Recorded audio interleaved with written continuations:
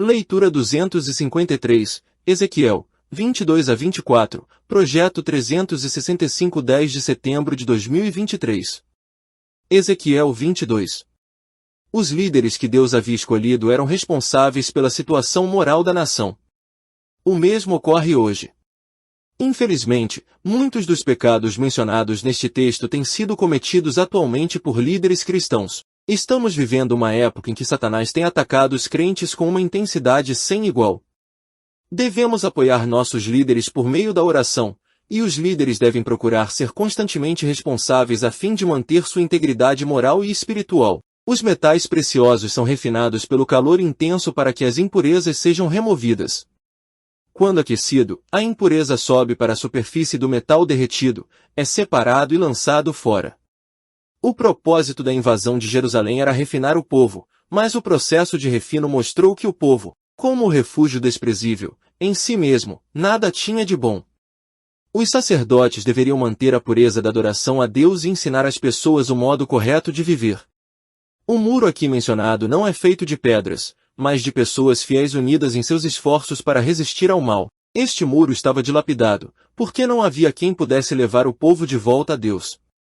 As débeis tentativas de reparar as brechas, por meio de cerimônias religiosas ou mensagens baseadas em opiniões, não na vontade de Deus, eram inúteis, pois somente encobriam os problemas. O que as pessoas realmente precisavam era da total reconstrução espiritual. Quando damos a impressão de amar a Deus, mas não vivemos conforme a sua vontade, encobrimos pecados que nos causarão danos profundos. Não use a religião como uma caiação, conserte sua vida, aplicando os princípios da palavra de Deus.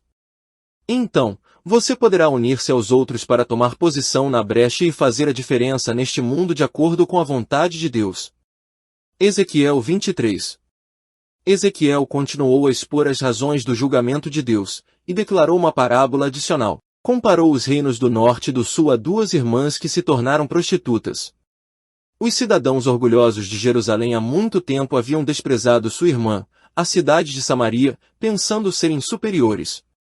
Mas Deus chamou ambas as cidades de prostitutas, um choque para o povo de Jerusalém, que pensava ser tão justo. Da mesma maneira que esta mensagem era chocante e desagradável para aquelas pessoas, nossos pecados são repugnantes para Deus. Olá significa sua tenda. O reino do norte, Israel, foi afastado de Deus por causa do fascínio que sentia pelos enérgicos assírios. O povo de Israel desejava a juventude, a força, o poder, a riqueza e o prazer que vislumbrava nos caldeus, as mesmas coisas que, na opinião de muitas pessoas ainda hoje, trazem a felicidade. O Olibá, que significa minha tenda está nela, é descrita como pior do que a irmã, porque não havia aprendido com o julgamento dela e continuava cobiçando os assírios e os babilônios. Portanto, um julgamento semelhante era certo. Da mesma maneira que Olibá era privilegiada e tinha mais conhecimento sobre o que poderia acontecer-lhe, nós somos privilegiados porque conhecemos a Cristo, precisamos estar certos de que o estamos seguindo. A frase enamorou-se pelos filhos da Síria provavelmente significa que Judá tentou agradar excessivamente a Síria, e pode ser uma referência ao fato de Acais ter pago ou Tiglat-Pileser III por sua proteção. Ezequias fez um convite à Babilônia, por meio dos enviados desta nação. A princípio, Judá fez uma aliança com a Babilônia, mas depois mudou de ideia. Durante o reinado de Joaquim e Zedequias, Judá buscou a ajuda do Egito. A deslealdade de Judá, suas alianças com as nações pagãs, custou-lhe a única proteção real que poderia ter, a de Deus. Nesses versículos, é predito o último ataque a Jerusalém, que destruiria a cidade, no qual o terceiro grupo de cativos judeus seria levado para a Babilônia em 586 a.C. O primeiro ataque ocorreu em 605 a.C., o segundo em 597 a.C. Pecode, Soa e Coa eram aliados dos babilônios. Os israelitas foram tão longe, a ponto de sacrificarem seus filhos aos ídolos e oferecerem, no mesmo dia, holocaustos ao Senhor. Tal fato tornou a adoração vazia. Não podemos louvar a Deus, ao mesmo tempo, pecar intencionalmente. Isso seria como praticar adultério e, em seguida, comemorar o aniversário de casamento. Ezequiel 24. Ezequiel trouxe essa ilustração em 588 a.C., aproximadamente 3 anos depois de suas primeiras mensagens. O povo de Judá pensava ser a elite por não ter sido levado cativo em 597, quando os caldeus invadiram a terra pela última vez. Ezequiel usou essa ilustração anteriormente para mostrar que, embora as pessoas pensassem estar seguras dentro da cidade, a panela, esta seria na verdade o lugar da destruição. Essa mensagem foi entregue aos exilados na Babilônia no mesmo dia em que os caldeus atacaram Jerusalém, dando início a um cerco que durou aproximadamente 2 anos e culminou com a destruição da cidade. Quando o castigo de Deus chega, é inexorável. A cidade de Jerusalém era como uma panela tão incrustada de pecados que não poderia ser limpa. Deus quis purificar a vida daqueles que viviam em Jerusalém, e deseja fazer o mesmo com a nossa vida hoje. Às vezes, Ele tenta purificar-nos através de dificuldades e circunstâncias problemáticas.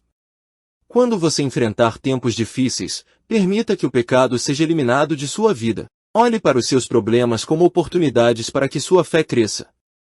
Quando estes momentos vierem, as prioridades e as diversões desnecessárias serão eliminadas. Podemos rever nossa vida, de forma que passemos a viver de uma maneira que realmente seja adequada. Deus disse a Ezequiel que sua esposa morreria e que ele não deveria lamentar-se. Ezequiel obedeceu a Deus completamente, assim como fez Oséias quando foi informado de que deveria casar com uma prostituta. Em ambos os casos, esses acontecimentos incomuns representavam o relacionamento entre Deus e o seu povo. Obedecer a Deus pode ter um alto preço, mas devemos fazê-lo de todo o nosso coração, como Ezequiel. Podemos começar fazendo tudo aquilo que Deus nos mandar fazer, mesmo quando não sentirmos vontade. Você está disposto a servir a Deus tão intensamente quanto Ezequiel? Deus não permitiu que Ezequiel lamentasse a morte de sua esposa, a fim de mostrar a seus companheiros exilados que não deveriam lamentar publicamente a destruição de Jerusalém. Qualquer sofrimento de caráter pessoal logo seria sobrepujado pela tristeza nacional, pelo horror da completa destruição da cidade. Os indivíduos definhariam por causa de seus pecados, que acarretam a destruição da cidade. Por algum tempo Ezequiel não teve permissão para falar, exceto quando Deus lhe dava uma mensagem para transmitir ao povo. Esta restrição logo terminaria quando Jerusalém fosse destruída, e todas as profecias de Ezequiel a respeito de Judá e Jerusalém se cumprissem.